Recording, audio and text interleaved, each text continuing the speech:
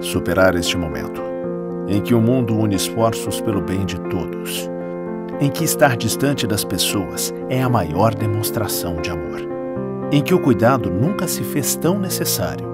A saúde tem sido a prioridade. Para nós, ela sempre foi. Somos uma cooperativa de médicos e nos unimos porque temos comprometimento com a vida. Eu busco usar sempre a empatia. Eu me sinto bem, em poder ajudar, em saber que a cada dia eu dou o meu melhor. Para mim é mais do que um trabalho, é um propósito, uma missão. Nossa relação com os pacientes, sempre foi de doação e esse momento mais ainda. Ela segurou na nossa mão e aí ela falou: eu achava que eu estava sozinha, mas vocês estavam comigo. Então isso foi muito importante para a equipe, saber que ela entendeu esse acolhimento. Quando a gente fala assim, o senhor está de alta, ele vibra de uma forma que não tem explicação. Não há como não se sensibilizar diante de histórias e de olhares que depositam em nós tanta confiança. A palavra confiança ganhou um peso muito importante, porque a relação médico-paciente, ou médico-familiar, ela está tendo que ser a base do telefonema, a base da chamada de vídeo. Cuidamos de mais de 18 milhões de pessoas para que elas possam viver mais e melhor. Essa é a nossa vocação. É o nosso jeito de cuidar. Superar este momento juntos. Esse é o plano. Unimed.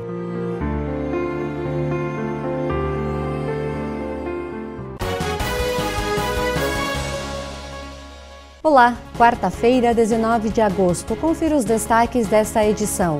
Mercado imobiliário se reinventa durante a pandemia. Caso Elisa Samúdio e Paula Perim. Veja detalhes da semelhança entre esses dois casos.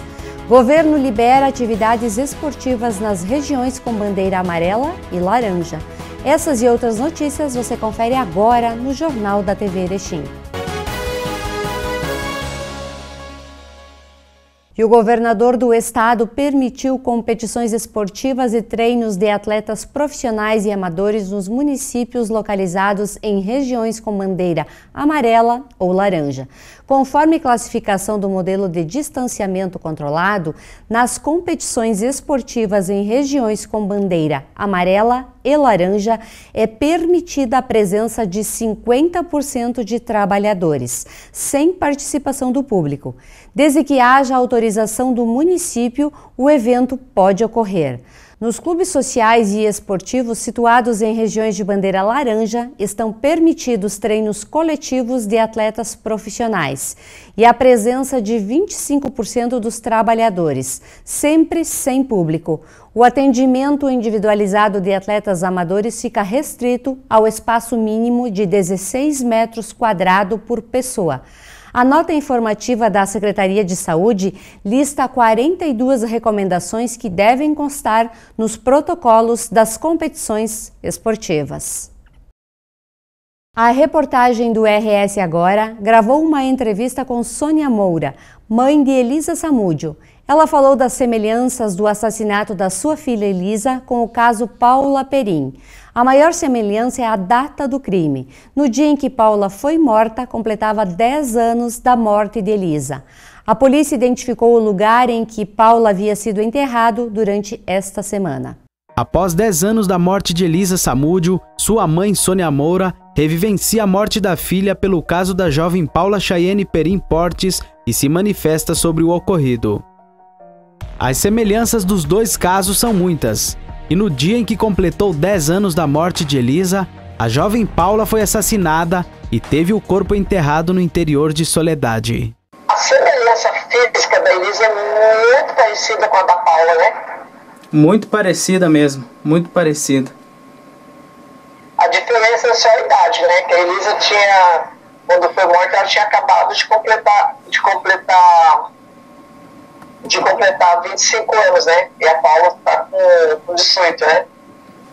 Ela foi muito parecida fisicamente, pelo que eu conversei muito com a Marisete. A Marisete disse que a filha dela era uma menina sonhadora, que a menina dela era uma batalhadora, que ela era uma menina destemida, que era uma menina assim, que não aceitava a injustiça muito facilmente, né? Era uma menina guerreira. A Elisa era assim. E as duas, tão jovem, com uma vida inteira pela frente, foram da mesma forma que a minha filha foi assassinada. Foi da mesma forma que usaram para assassinar a Paula. É muito dolorido você ver isso. Daí você vai começar a ligar os pontos. Daí eu falo assim, eu sou de uma família humilde, né? A Paula também é. Daí, de repente, as mesmas pessoas, o mesmo escritório que defendeu o sujeito Bruno, está defendendo essas pessoas que agora estão sendo acusadas pelo crime da Paula. E daí aquela outra coisa, causa-morte, pelo mesmo meio que a Paula foi morta, foi a Elisa também. A Paula teve o corpo ocultado, a Elisa também. Então, se você pegar, é a repetição de um crime, né? É igualzinho, é a mesma coisa. Que nem a polícia aí está falando que os caras têm envolvimento com o tráfico de droga. No caso da Elisa, o Bruno tinha, e isso não é eu, mãe da Elisa, falando não. Está dentro do processo, e quem trouxe para dentro do processo, ainda com depoimentos de pessoas que trabalhavam com a facção que fazia parte do NEM, né? Tem depoimento de pessoas. E o Bruno era garoto propaganda, inclusive, do NEM, né? De festa, quando ele promovia essas coisas, né? Então está tudo dentro do processo. Eu nunca abri a boca para comentar esse tipo de coisa, sabe? Mas eu resolvi agora comentar. O desaparecimento da Paula foi no dia que completou 10 anos do desaparecimento da sua filha, né? De morte da Elisa. Da morte da Elisa. No mesmo dia. Quer dizer que daqui a 10 anos a Elisa vai fazer 20 anos e a Paula vai fazer 10. Então, olha, ontem eu passei muito mal, muito mesmo, porque esse caso da Marisete, desde que eu tomei conhecimento dele, eu me vi refletida nele, porque é um caso muito parecido, né?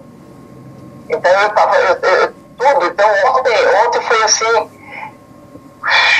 sabe aquela coisa assim, eu me senti um alívio, eu senti de certa forma um alívio no meu coração pela Marisete, mas eu fiquei triste ao mesmo tempo porque eu não tenho minha filha, eu não tenho resposta de onde está o corpo dela. Mas foi o que eu falei para a Marisete, Marisete, você tem que se cuidar, você vai ter que procurar um psicólogo agora, você já arrumou um psicólogo aí, presencial, agora você vai viver o seu luto e você se agarra com todas as suas forças que você tiver para você ir à luta contra quem cometeu o crime contra a sua filha, né? Mas eu espero que essa história não tenha o mesmo final que a minha teve. Mas já não está tendo, graças a Deus, né? Que essa mãe vai poder dar um enterro digno para a filha. Mas eu ainda me agarro na minha esperança de um dia saber pelo menos o que eles fizeram com o corpo dela. Eu já recebi, às vezes, denúncia, porque foi feito isso, foi feito aquilo, não, o corpo dela. Eu até tenho que fazer a averiguação, que eu recebi uma mensagem no meu celular eu não respondi a pessoa ainda, acho que até por medo, especulação, sabe? Fico, porque você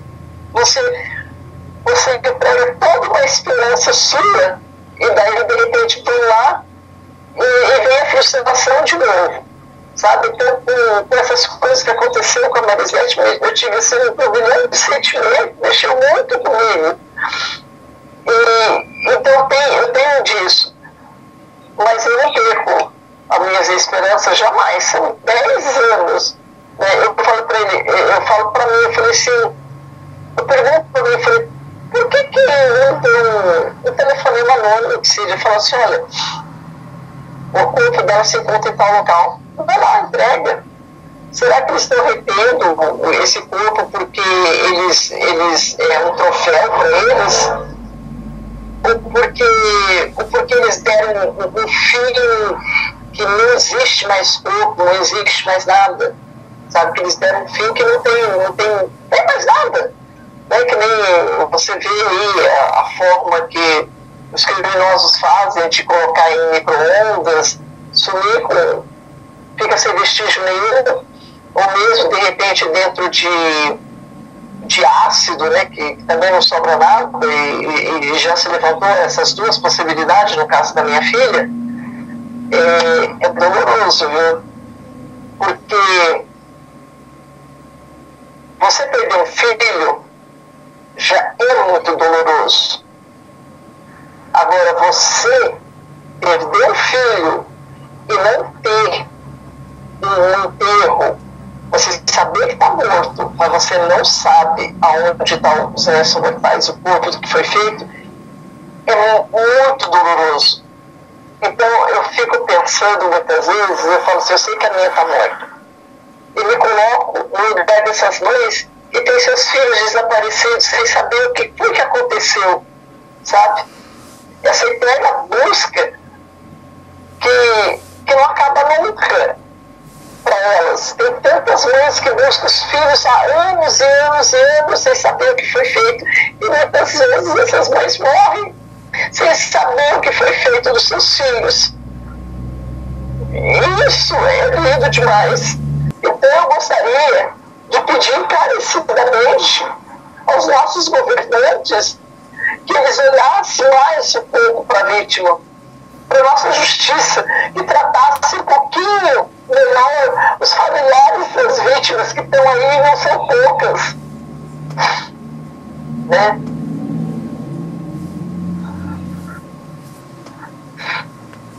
Micael William Rossi Ortiz é o principal suspeito pela morte de Paula. Ele se encontra foragido. Se você tiver informações sobre o paradeiro dele, informe a polícia imediatamente. E na manhã de terça-feira, na Avenida Maurício Cardoso, um homem teria oferecido um bilhete premiado a outras pessoas, sendo que uma dessas pessoas teria solicitado por socorro. Neste momento, um policial militar que estava de folga chegou ao local e efetuou a prisão do estelionatário. Uma guarnição da Brigada Militar deslocou-se até o local e encaminhou as partes à delegacia de polícia, onde o autor, um senhor de 75 anos de idade, foi ouvido e liberado. No próximo bloco você confere. Mercado imobiliário se reinventa durante a pandemia. E a gente também fala sobre a previsão do tempo para a quinta-feira e a expectativa de neve no Rio Grande do Sul e também em Santa Catarina. Já voltamos.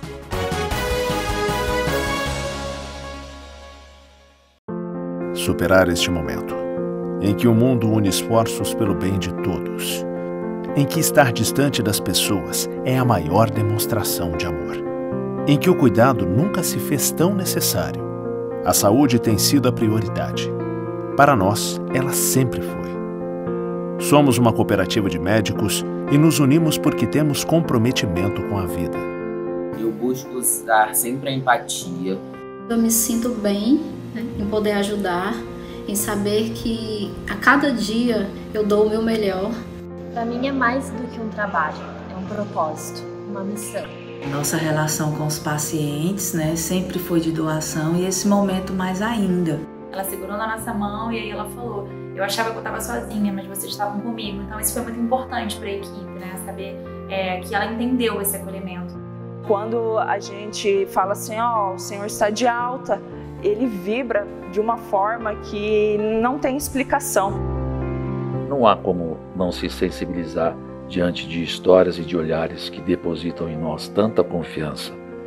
A palavra confiança ganhou um peso muito importante, porque a relação médico-paciente, ou médico-familiar, ela está tendo que ser a base do telefonema, a base da chamada de vídeo. Cuidamos de mais de 18 milhões de pessoas para que elas possam viver mais e melhor. Essa é a nossa vocação. É o nosso jeito de cuidar. Superar este momento juntos. Esse é o plano. Unimed.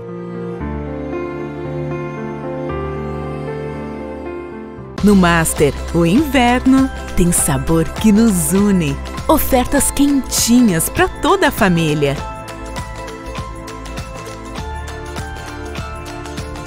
Tá no Master, tá em casa.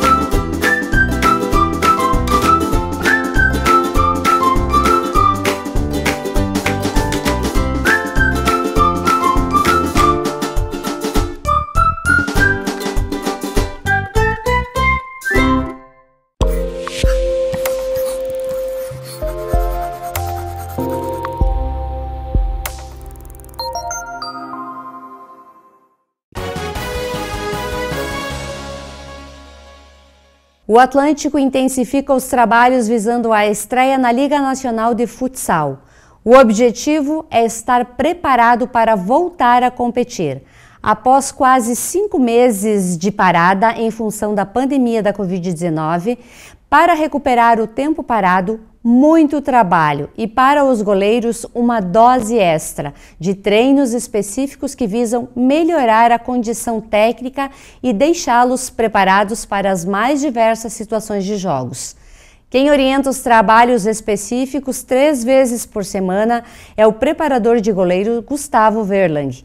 De acordo com ele, treinos coordenativos com pegada alta, baixa, quedas e agilidade de membros superiores com deslocamentos, defesas, passes, lançamentos, velocidade e reação são situações exploradas nos trabalhos para colocar em prática na volta das competições. E estamos com saudade de ver o nosso Galo em campo, trazendo vitórias aqui para a nossa cidade.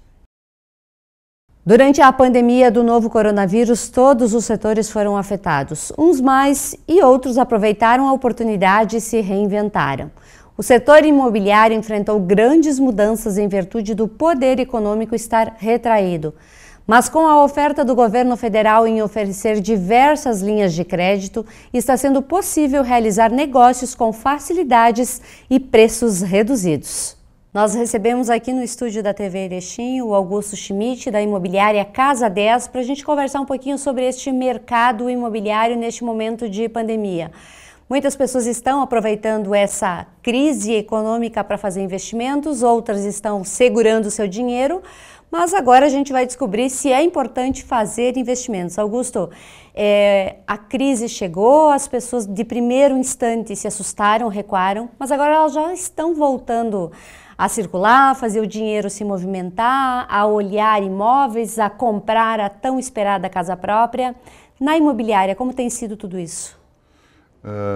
Olá, pessoal. Primeiramente, gostaria de agradecer a TV Erechim por estar aqui, agradecer a Sandra. Sandra, a gente enxerga o mercado imobiliário, Erechim é um ponto fora da curva. Tá?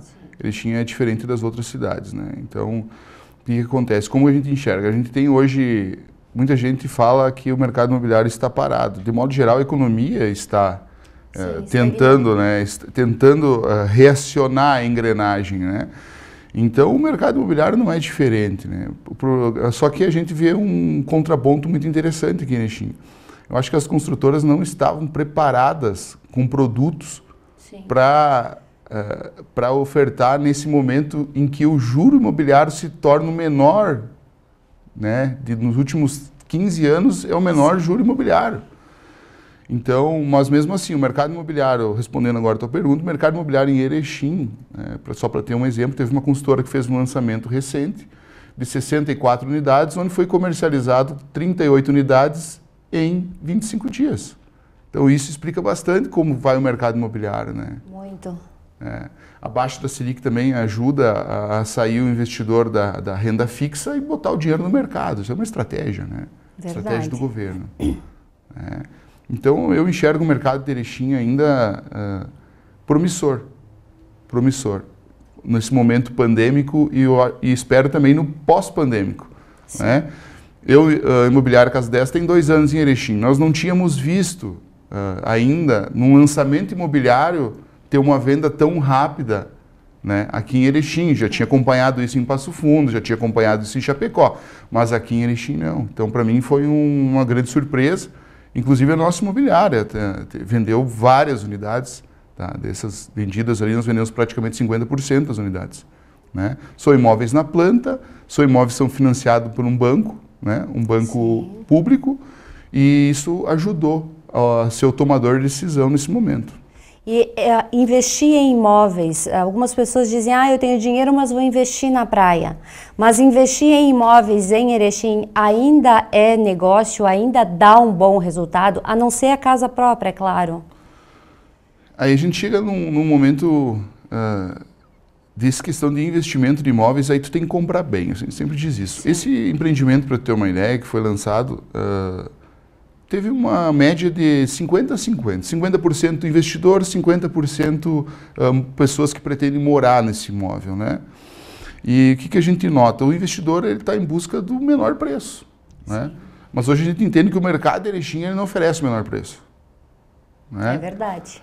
O mercado de Erechim ele não oferece o menor preço. Então, uma outra coisa que eu tinha analisado na pandemia são porque quando a gente fala em investidor, a gente fala o quê? Pessoas que adquirem salas comerciais para alocação, né? E a gente tem visto várias salas fechando.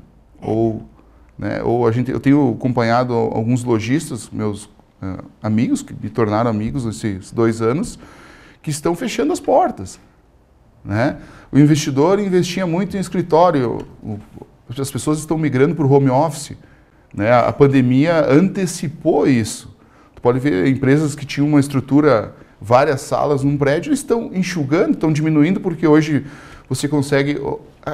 O próprio banco público está botando alguns dos funcionários, colaboradores, para trabalhar em casa. É verdade. Né? Então, eu acredito assim, eu acho que para o investidor ainda é um investimento seguro, o imobiliário.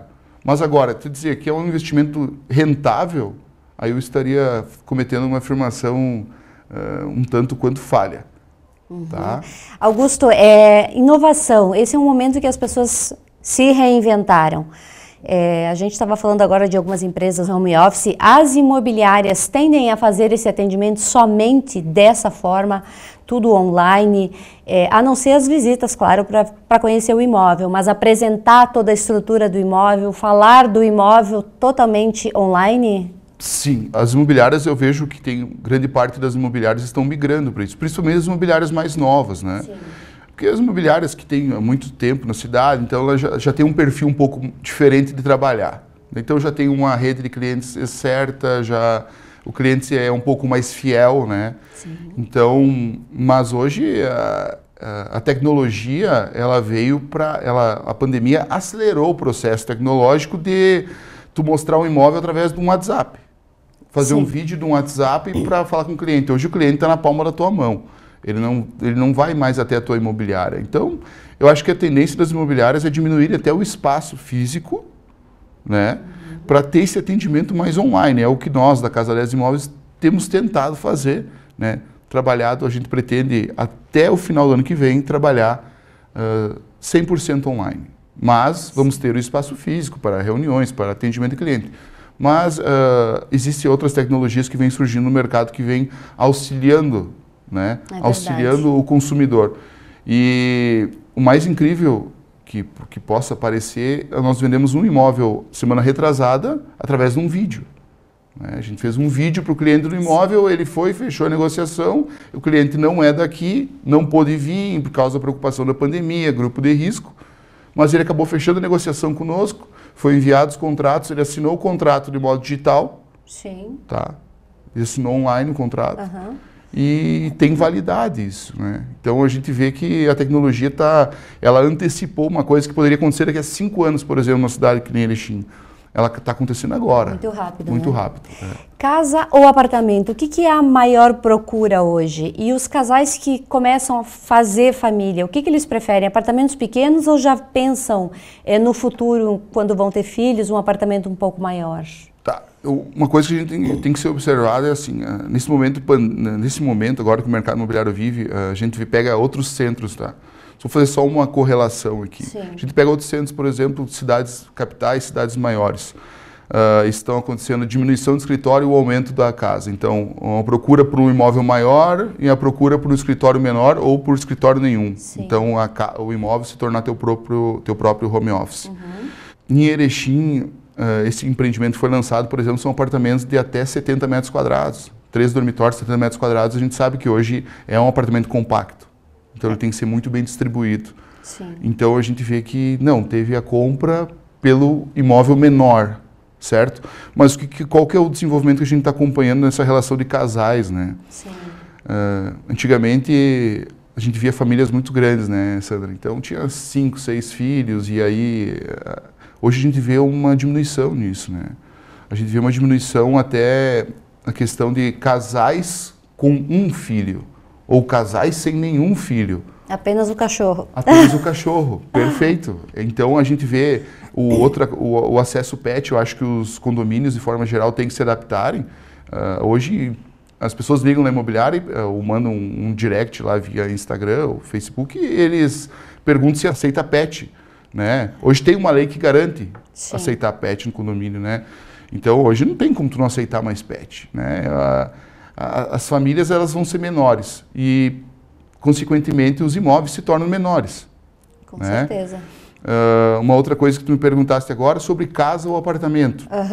Né? A gente fez uma enquete na rede social, onde a gente se surpreendeu com o número de respostas e a casa própria teve 62% de casa, né? Sim. Pelo restante de apartamentos, né? Então, 38% de apartamentos, 62% casa. E então, ainda tem a preferência pela casa. E a casa é o sonho, né? O sonho da casa própria, né? Vem dentro de nós isso, né? Já cresce com essa concepção de casa. Já cresce com essa concepção de morar na casa própria, né? E os condomínios fechados, eles são uma boa alternativa para quem quer morar num lugar tranquilo, seguro e ter poucos gastos de condomínio? A gente tem 2 tipos de condomínios, né? Os horizontais e os verticais, né?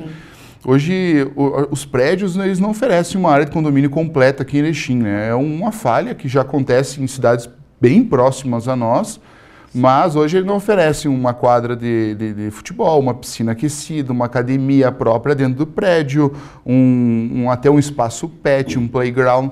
Então, eu acho assim, ó, isso os prédios do condomínio de edifícios não estão oferecendo, né? Sim. Mas nós temos em Erechim condomínios novos para casas, construção de casas, que oferecem toda essa área de lazer, toda uma infraestrutura com pista de caminhada, salão de festa, quadra de tênis, piscina, espaço pet, playground, enfim, monitoramento de câmera, segurança. Eu acho que o condomínio não tem volta. É uma coisa que veio e ela não tem mais volta. Acho que as pessoas que querem morar em casa não querem mais morar em casa solta. Tu não quer ficar mais no bairro ali, onde passa qualquer pessoa em frente à sua moradia. Sim, né? Tem uma segurança. Tem a segurança, tu tem essa privacidade. Sim. Tu pode ir trabalhar e deixar teus filhos em casa e tu pode monitorar eles através do teu celular. Então, é uma coisa inovadora, né?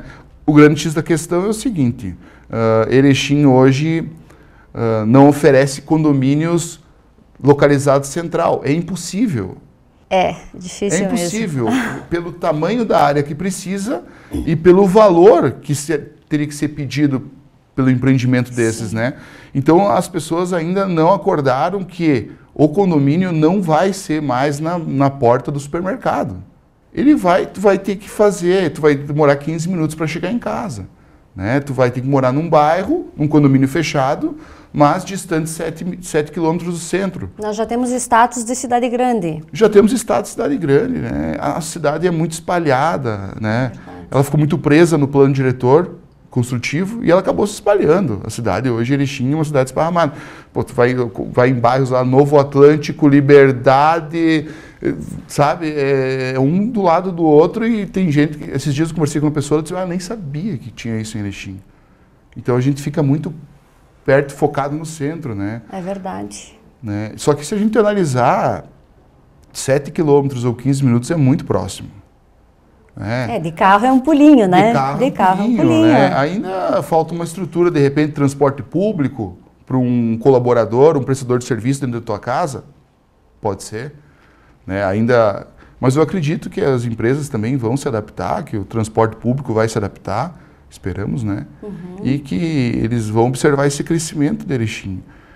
Eu acho que o condomínio é um caminho sem volta. Depois que tu opta por morar num condomínio... Tu não muda mais. Não muda mais, né? Pô, tu mora numa casa só tua, no teu terreno, na tua área, na tua privacidade, com toda a segurança, com toda a infraestrutura, num custo baixo. Sim. Né?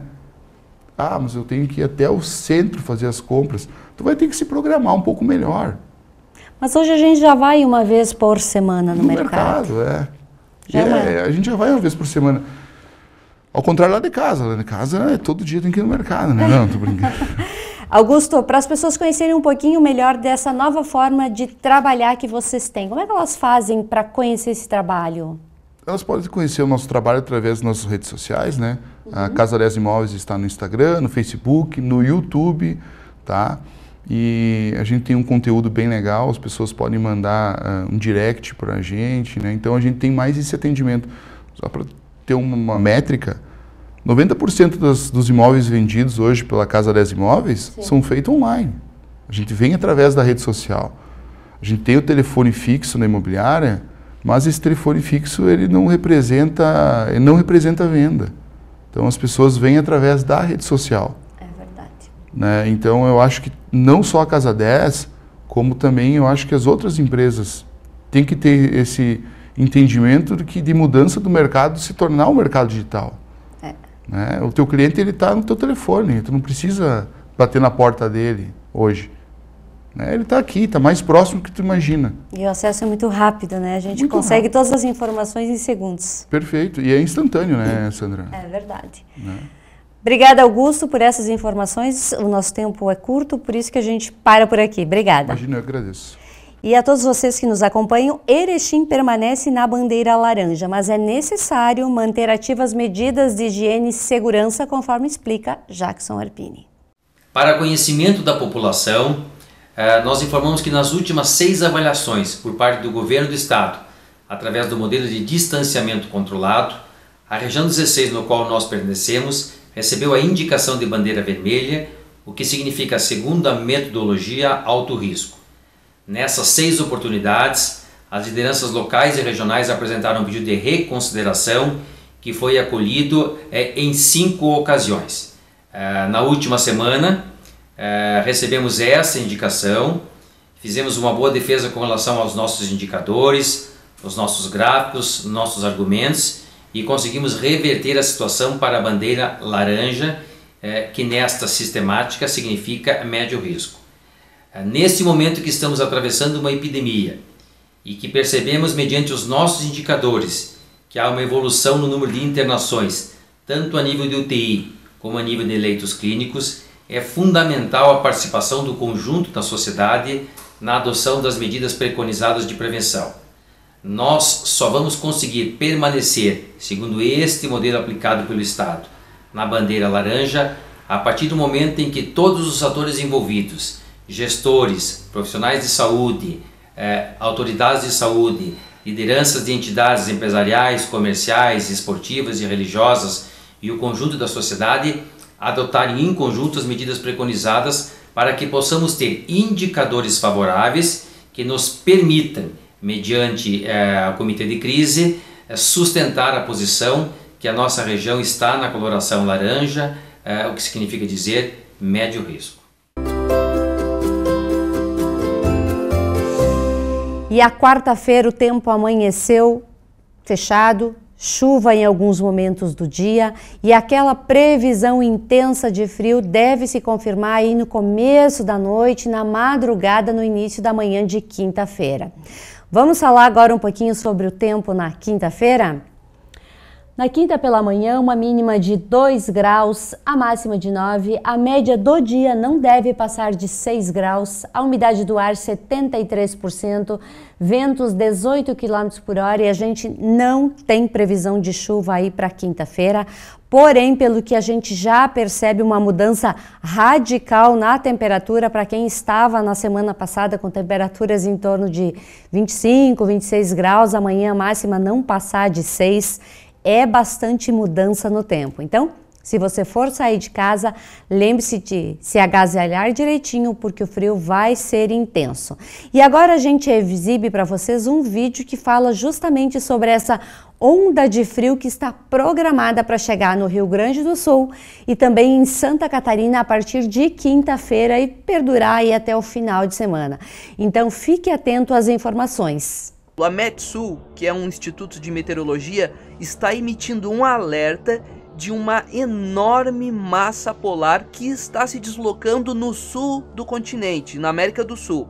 Essa massa tem um grande potencial de se tornar um evento histórico de frio e neve, o que os meteorologistas estão chamando de uma bolha de ar antártico. A queda da temperatura será sentida a partir de quarta-feira no Rio Grande do Sul e entre quinta e sexta-feira será percebida nas demais regiões do Brasil. Galera, quinta e sexta-feira serão dias de muito frio no sul do país. A cada 6 horas eles mudam o modelo de projeções com base nos números e a cada modelo que eles fazem as projeções da neve são diferentes e variam muito assim do lugar e da hora que vai acontecer. Por exemplo, os modelos das últimas horas e dos últimos dias indicam que vai ter neve na maior parte do Rio Grande do Sul, Santa Catarina e Paraná e até mesmo em Curitiba e no sul do estado de São Paulo. Por exemplo, os números mostraram que teria neve no meio do sul do Brasil em quantidades de 25 centímetros. A gente não tem muito noção disso ainda, mas para se ter uma ideia, por exemplo, a cidade de Nova York foi parada totalmente por ordem da prefeitura, custando ali bilhões de dólares, porque havia uma previsão oficial que nevaria 50 centímetros. Então existe sim um potencial histórico desse evento de frio se confirmar. E sim pela possibilidade de nevar em lugares que nunca viram neve. Então, quinta, sexta e sábado, alta probabilidade de neve em várias cidades do país. É claro que eu volto a falar, a cada 6 horas os meteorologistas vão atualizar as informações, mas todos indicam um frio histórico no país. E o Jornal da TV Erechim fica por aqui, mas a gente continua nas redes sociais. Siga nossa página no Facebook e YouTube também lá no Instagram. Fique por dentro de todos os nossos programas e nossas matérias. A todos vocês, uma boa noite e nos encontramos novamente amanhã.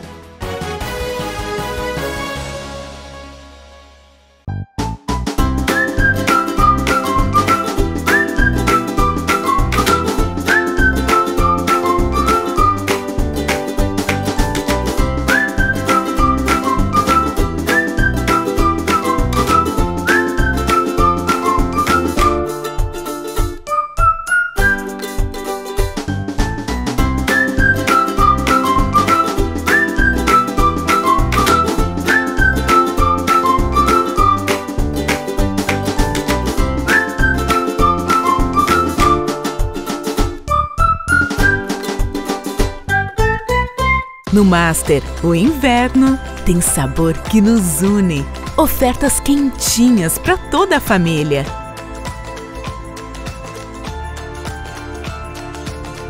Tá no Master, tá em casa.